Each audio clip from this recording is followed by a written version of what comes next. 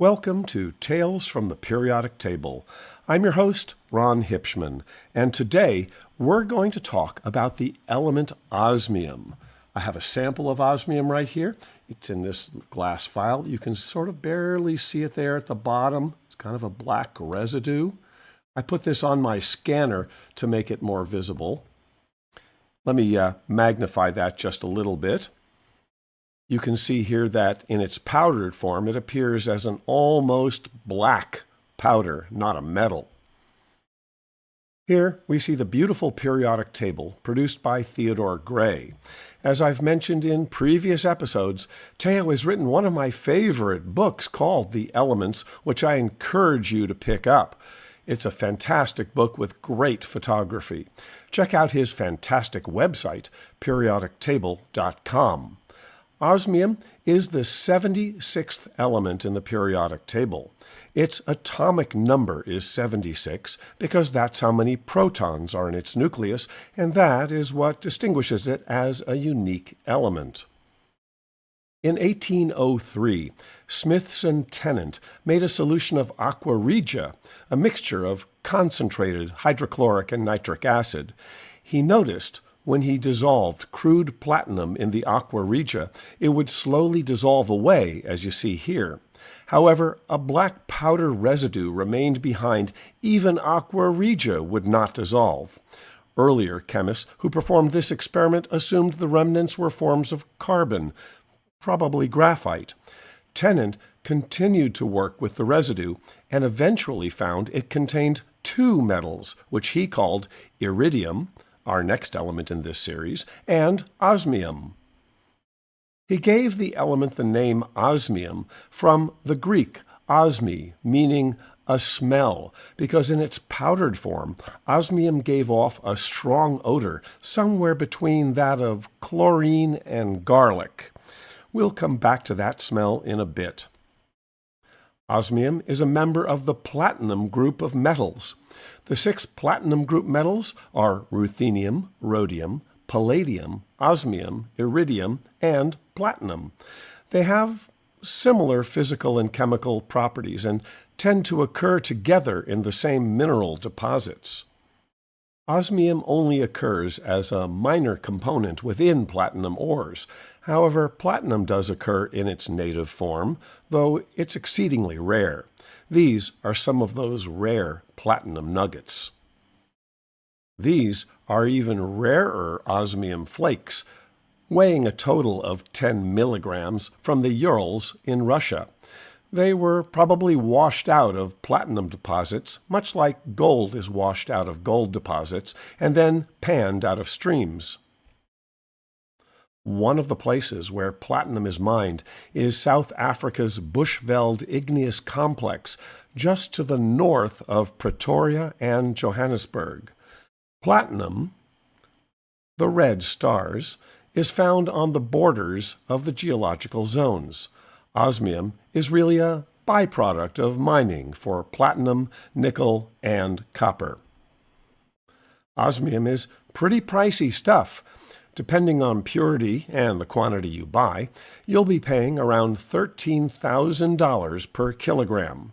Here you see actual artificially grown osmium crystals. The price of osmium has been pretty constant at about $400 per ounce or $13,000 per kilogram since 1990.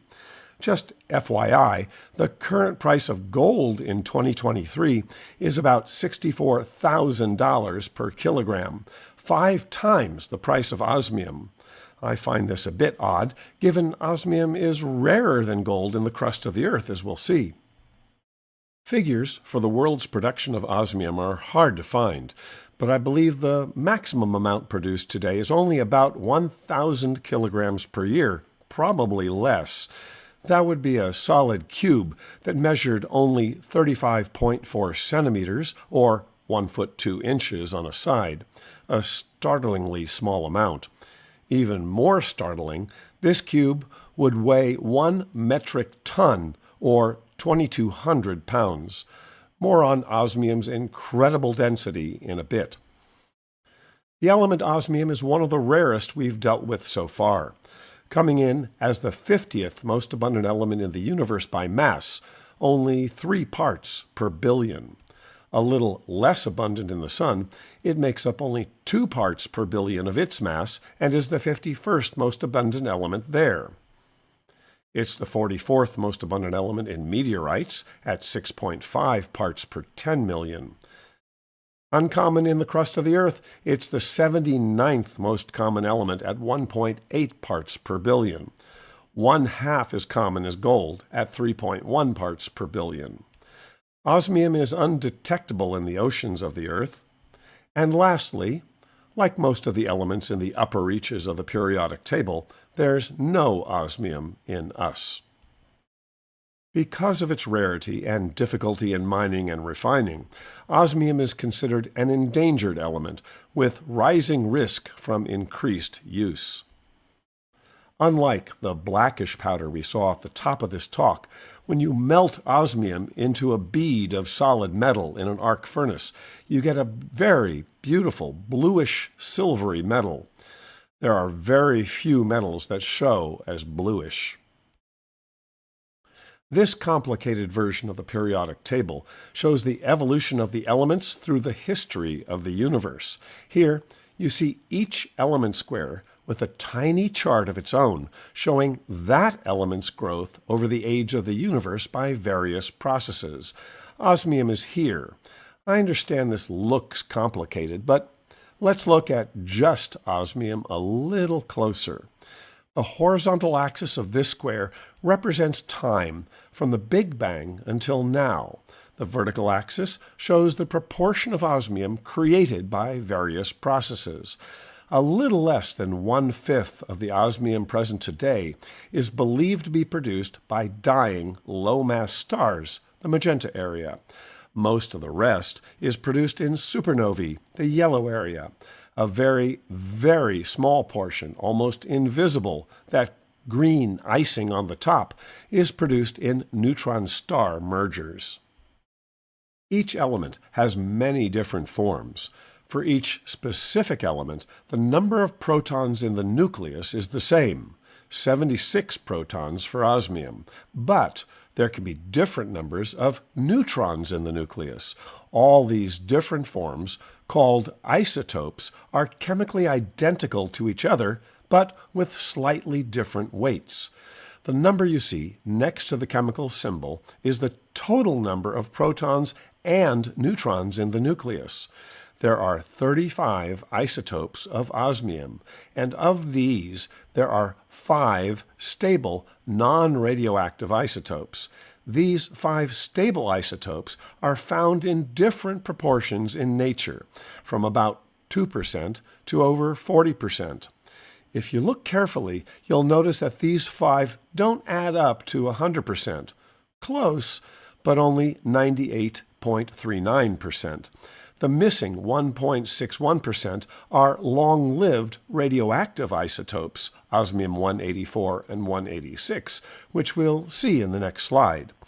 Adding these in gives us our 100%.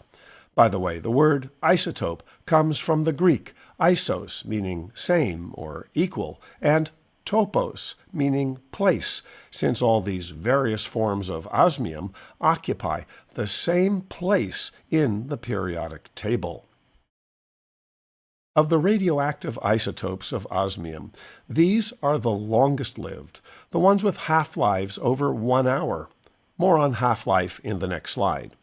The longest osmium half-life is osmium-186, with a half-life over 2 quadrillion years. That's almost 145,000 times the age of the universe. Likewise, osmium-184 has a very long half-life of 12 trillion years, 870 times the age of the universe. So we shouldn't be surprised to find a bit of this stuff still hanging around. What's a half-life? This graph shows an exponential decreasing curve. As an example, let's say we start with 1,024 atoms of any isotope from the previous slide. I chose 1,024 atoms because it's a power of 2, and we'll be doing a lot of divisions by 2. If you wait 1 half-life, half of your isotope will decay, and you'll have 512 atoms left. If you wait one more half-life, half of that half decays, leaving you with 1/4 of the original 1024, or 256 atoms. Another half-life, half again as many, or 128 atoms, and so on. Just keep dividing by 2 every half-life. After 10 half-lives, you'll have about 1/1000th of your original amount. By the way, notice there's one remaining atom after 10 half-lives. If you waited one more half-life, your remaining atom would have a 50-50 chance of decaying in that time. Osmium has the highest density of all the elements at 22.59 grams per cubic centimeter. As a reminder, water has a density of 1 gram per cubic centimeter. I've put up a few more densities for you here. You can see that osmium is very, very close in density to our next element in this series, iridium. Osmium's only 1/10 of 1% denser. Here's a graph of the elements from highest density to lowest density. I have a set of blocks so you can feel density for yourself in my live talks. My set of blocks have a wide range of densities, with the densest at tungsten, to lead, to copper, to iron, to titanium, to aluminum, to magnesium. I also have plastic and wood blocks, but those are not technically elements. Again, osmium's density is 22.59 grams per cubic centimeter, the magenta circle. It's the densest element, even if this chart shows iridium at the same density. I'd love to have a cube of this stuff, but at its current cost, that cube would be almost $54,000. Any osmium refiners out there? I'm open to the donation of a 2¼ inch cube if you're so inclined to add to my collection. It would be too cool to have a cube that weighed 4.22 kilograms, or 9.3 pounds. Wow. Osmium is part of a large group in the middle of the periodic table called the transition metals. This section of the periodic table is where we fill the d electron orbital of the respective atoms. These are the true refractory metals. These metals are extraordinarily resistant to heat and wear. They all share some properties, including a melting point above 2,000 degrees Celsius and high hardness at room temperature. They're relatively chemically inert and have high densities. Osmium is not quite in this group, but some of the other transition metals surrounding the central refractory group, including osmium, share some of the same qualities, but to a somewhat lesser extent. Note that technetium is not included in this group since it must be made artificially and is highly radioactive. Being one of the refractory metals, osmium has the extremely high melting point of 3,033 degrees Celsius, or 5,491 degrees Fahrenheit. It has the 4th highest melting point of the elements.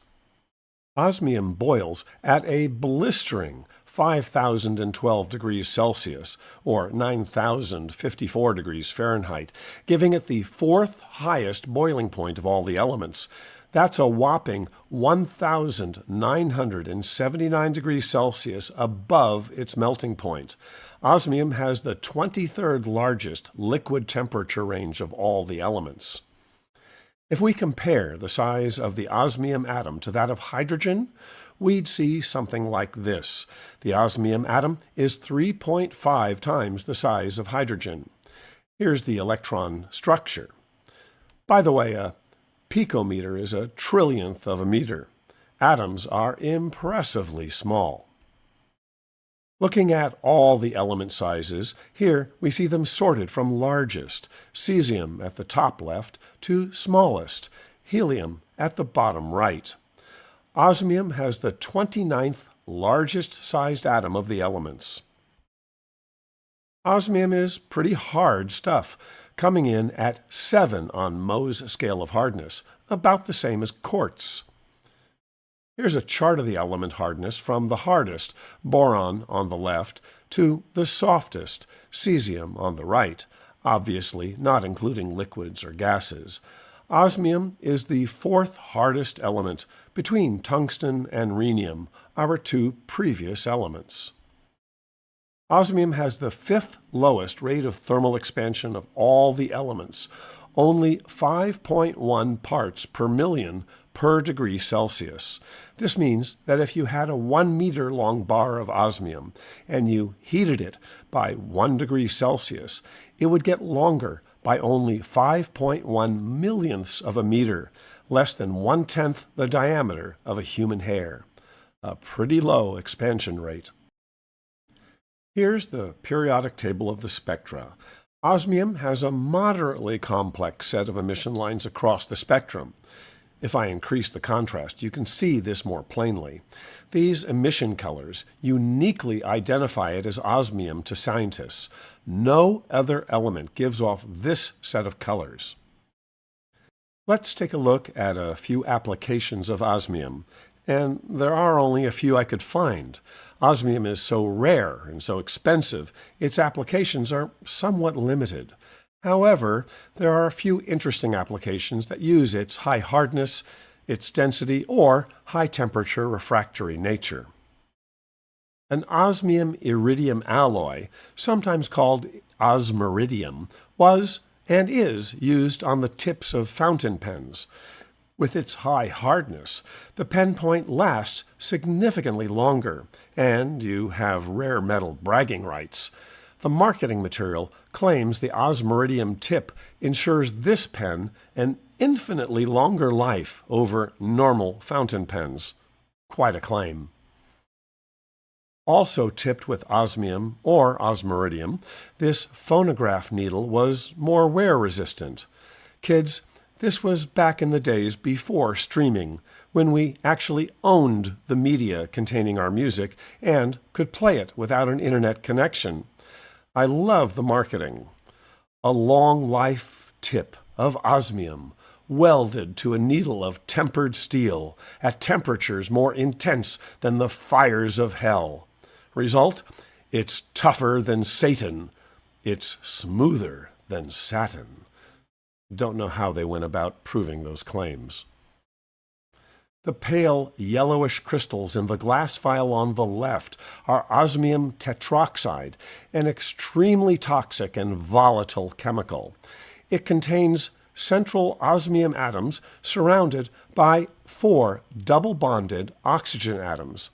Osmium tetroxide in the air sublimates directly to a gas, like dry ice.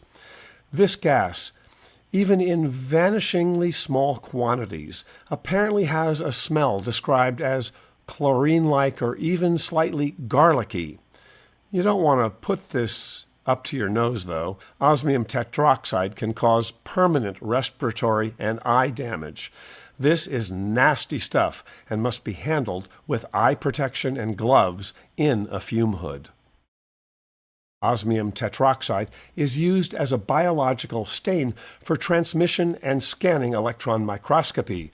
Osmium attaches itself to lipids or fat molecules and is so dense it's opaque to the beam of electrons, enhancing contrast greatly. This is a transmission electron microscope photo of a thin slice of a monkeypox virus. In transmission electron microscopy, the specimen is stained, dried, and embedded in epoxy. The sample at the end of an epoxy cylinder is then carved into a pyramid shape, and this is placed into a microtome that slices extremely thin sections with a glass knife. It's a fascinating process. As detailed earlier, highly abundant radioactive rhenium-187 has a long 41 billion year half-life, which is long enough to make it useful for dating rocks and minerals.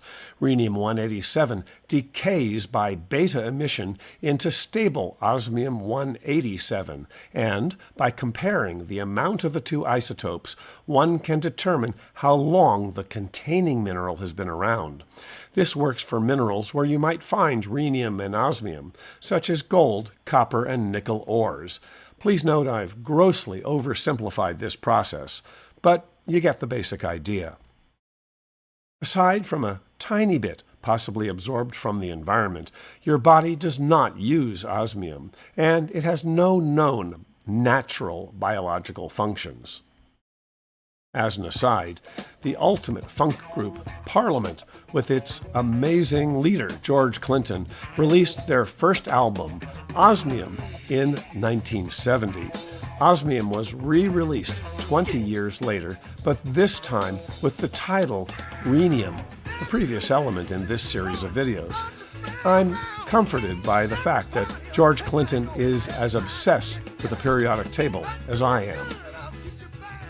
As usual, we'll end this talk with Mary Soon Lee's elemental haiku about osmium. Humiliated. Underneath the dunce's cap, densest in the class. In the next program in this series, I'll examine another super dense element, element 77, iridium. I hope you'll join me. I'm your host, Ron Hipschman. Thank you for watching this Tales from the Periodic Table program about the element osmium.